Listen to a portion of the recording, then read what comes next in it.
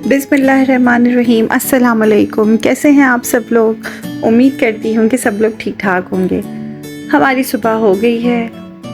मीर बहराम का नाश्ता जो गरम गरम है उसको मैं ठंडा करने की कोशिश में लगी हूँ और वो इंतज़ार में है कि मैं कब उसको जल्दी से खिलाऊँ। सुबह का ये जो टाइम होता है ये मुझे बहुत पसंद है। अभी तो ये छोटे हैं, फिर जब ये बड़े हो जाएंगे तो इस टाइम को मैं बहुत मिस करूँगी। खैर, दुनिया का चलना भी ज़रूरी है। हर चीज़ अपने वक्त के साथ साथ अपनी इम्पोर्टेंस हमें बताती रहती है। ये छोटे छोटे नन्हे से मुन्ने जब बड़े हो जाएंगे तो फिर हमें ये वक्त बहुत मिस करेंगे। तो चलिए जी, करते हैं शुरू आज का व्लॉग।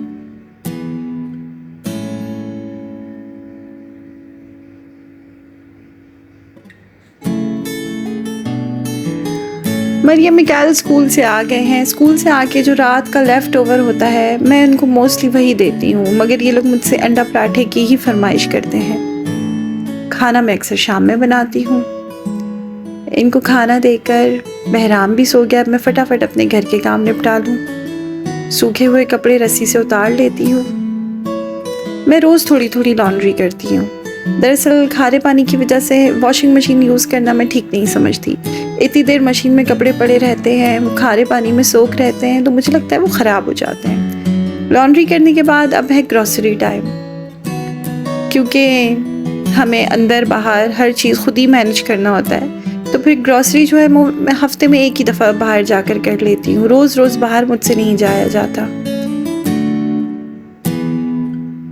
फारिस जो है वो घर में बोर हो जाता है, अपने बाबा को भी बहुत याद करता है, तो इसलिए जब मैं ग्रॉसरी करने जाती हूँ तो फारिस को अपने साथ ले जाती हूँ।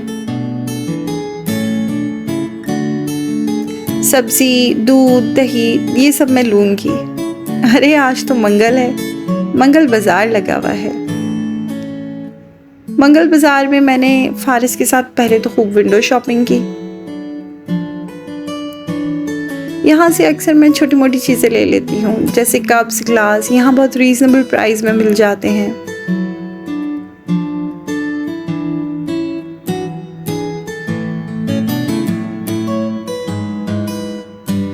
मुझे आज तक इनमें से कभी कुछ नहीं समझ आया। खैर, मैं सब्ज़ी, दही वगैरह सब कुछ ले आई हूँ, फ्रिज में भी रख दिया है।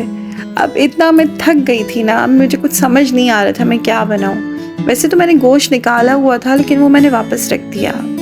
बच्चों के एग्ज़ाम्स भी हैं, उनको पढ़ाना भी था, तो मैंने सोचा कि आज आलू मटर का पुलाव बना लेते हैं। पुलाव बनाते बनाते मैं आपसे आज कुछ बात करना चाहती हूँ। आप मुझे बताएं, जब आपकी कोई पेरेंटिंग को क्रिटिसाइज़ करता है, जब आपको कोई बार बार टोकता है, तो फिर आप क्या करते हैं? आज मैं आपको बताती हूँ कि कोई आपको बार बार अगर टोके तो आपने क्या करना है। सबसे पहले जो क्रिटिसाइज़र हैं, जो आपको क्रिटिसाइज़ कर रहे हैं, आपने उनको पहचानना है कि वो कौन है। अगर वो आपके अपने हैं, करीबी हैं और आपको कुछ सी बात पे टोक रहे हैं, तो यकीनन वो या तो आपसे बहुत प्यार करते हैं या आपके बच्चों से बहुत प्यार करते हैं। इसकी मैं आपको एक मिसाल दूँ।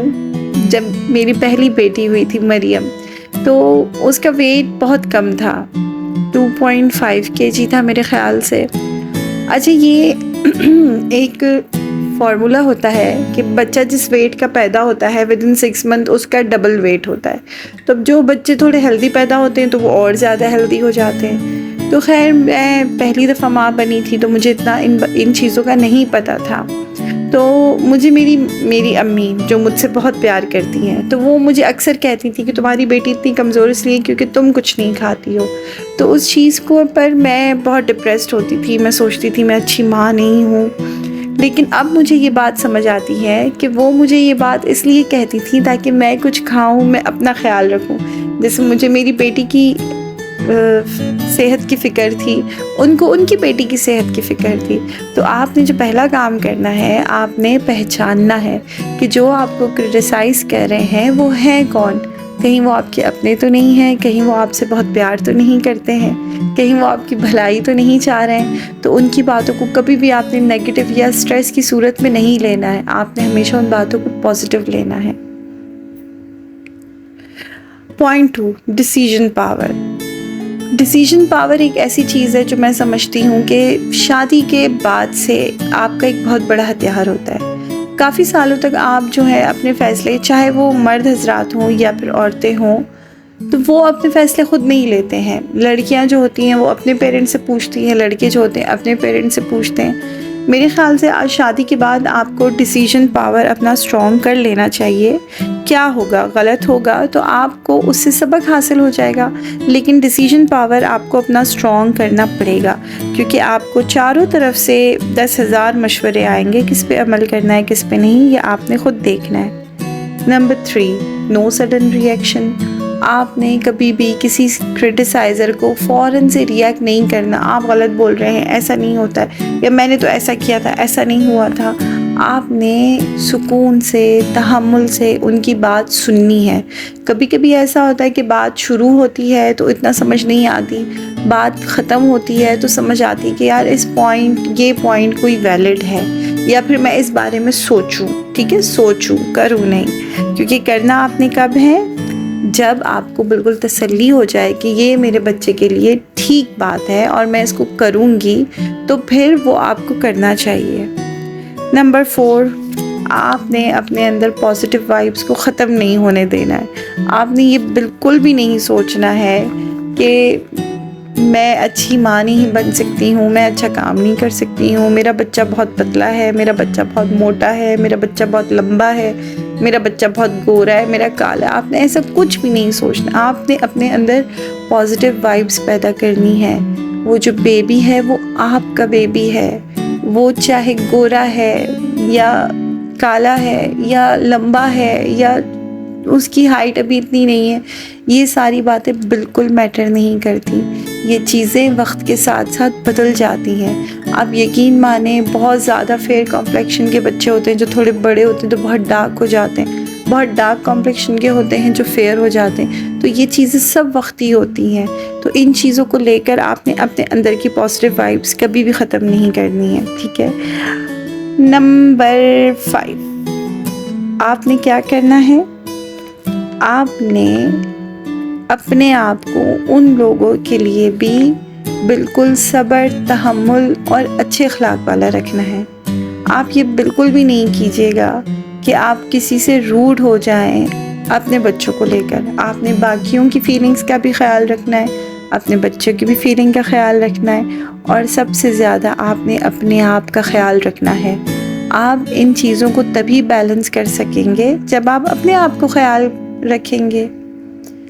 दूसरे लोग क्या कहते हैं ये इतना मैटर नहीं करता, मैटर क्या करता है कि आपके अंदर क्या चल रहा है। तो आपने अपने अंदर अपने आप को संभाल के, जोड़ के रखना है, हिम्मत करनी है बेसिकली। अब आता है पॉइंट नंबर 6। करना आपने वो है जो आपको लगता है आपके बच्चे के लिए बेस्ट है। ये एक माँ से ज़्यादा कोई भी नहीं समझता, या कभी कभी किसी माँ से कोई छोटी मोटी गलती हो भी जाती है तो कोई इतनी बड़ी बात नहीं है, आप उस गलती को सुधार भी सकते हैं। इसके लिए अगर आपका जो मेरा पॉइंट था पहले वाला, डिसीजन पावर का मकसद यही था कि इन दी एंड आपने खुद ही ने डिसीजन लेना है कि what is good for your child. और फिर आखिर में आपने अपनी मेंटल हेल्थ को संभाल के रखना है। अगर आप मेंटली ठीक रहेंगे, अगर आप मेंटली स्ट्रॉन्ग रहेंगे तो सब सही होगा। खाना तो मेरा तकरीबन बन गया है, अब बच्चों की हो रही है पढ़ाई के साथ साथ ये मैंने पुलाव को दम लगा दिया था। पुलाव का दम भी बहुत अच्छे से निखर गया है, खिले खिले निखरे से चावल हैं। ये हमने आज खाना लगा दिया है। आज कुछ स्पेशल नहीं था, बच्चे भी कह रहे थे मम्मा कुछ और भी बना लेती, लेकिन मैंने कहा नहीं, फ़िलहाल पढ़ाई इज़ मोर इम्पॉर्टेंट। रात हो गई है, बच्चों के सोने का टाइम है। आपने मेरे व्लॉग में अब तक मेरे साथ रहे, आपका बहुत शुक्रिया। मिलते हैं जल्दी अगले व्लॉग में। अपना बहुत सारा ख्याल रखें, मेरे चैनल को लाइक करें, सब्सक्राइब करें। अल्लाह हाफ़िज़।